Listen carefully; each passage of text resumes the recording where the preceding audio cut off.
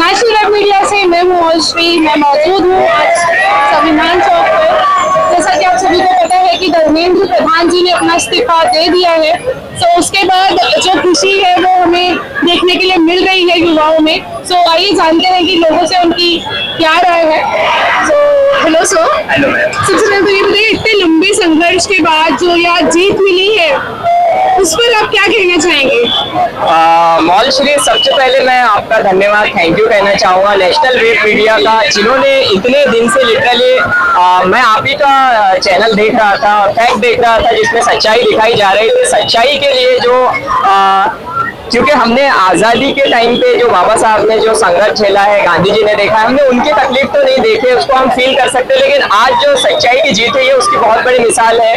क्योंकि उस टाइम पे बाबा साहब अकेले थे और वो कितना तकलीफ उनको वो सारी चीज़ों की हुई होंगी, और आज इतने लोग थे तब भी इन लोगों को मतलब जो सरकारें थी वो नहीं सुन रही थी। ये बात सच्चाई की है, क्योंकि आप जब संविधान के रास्ते पे चलते हो, आप कॉन्स्टिट्यूशन के रास्ते पे चलते हो, और जब आप एक सच्चे रास्ते पे चलते हो तो आपको मंजिल पे कामयाबी मिली जाती है। और आज जैसे जेंजीज है, यूथ है, और हर कोई है, जैसे आप भी कहीं जॉब कर रहे हो, मैं भी कहीं पे जॉब करता था, मेरे बिजनेस है, लेकिन उस टाइप से आपको वो मुकाम जेंजीज को नहीं मिल पा रहा है जो उनके लिए होना चाहिए, जो सरकार की जिम्मेदारी है।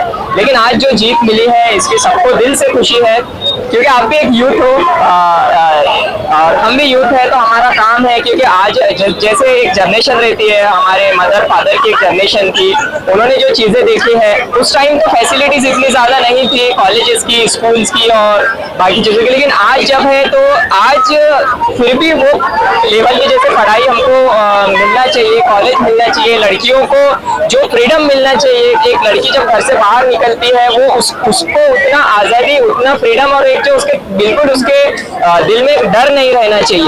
तो वो जैसे हम तमिलनाडु के अंदर देखते हैं, तमिल में आके वहाँ पर आज लड़कियों के लिए स्पेशल पुलिस बाइक से छोड़ने के लिए उनको उनके पीछे आ रही है, तो ये बहुत ज़रूरी है। और हम चाहते हैं कि ये जो आज सच्चाई की जीत हुई है, इसके साथ हर कोई पूरे देश का युवा है, देश में पूरे दुनिया में अगर आप कहीं पे भी देखो तो जो युवा है, डॉक्टर APJ अब्दुल कलाम है, उन्होंने भी कहा था कि जो युवा रहेंगे 2020 के बाद में वो सबसे पावरफुल रहेंगे पूरी दुनिया के अंदर, इंडिया के अंदर। तो आज सच्चाई को जीत मिली है। नेशनल वेब मीडिया हमेशा बहुत अच्छा काम कर रहा है, और आप ये जो सच्चाई दिखाने का जो आप साहस ले रहे हो, जो सच्चाई दिखा रहे हो, आज ये भी लोगों को याद रहेगा, और ये भी याद रहेगा कि जब लोग तकलीफ में थे, जब देश संघर्ष कर रहा था, उस टाइम भी जो सच्ची मीडिया है, जो सच दिखाने वाले लोग भी खड़े थे, जिनमें आपका हमेशा नाम आएगा।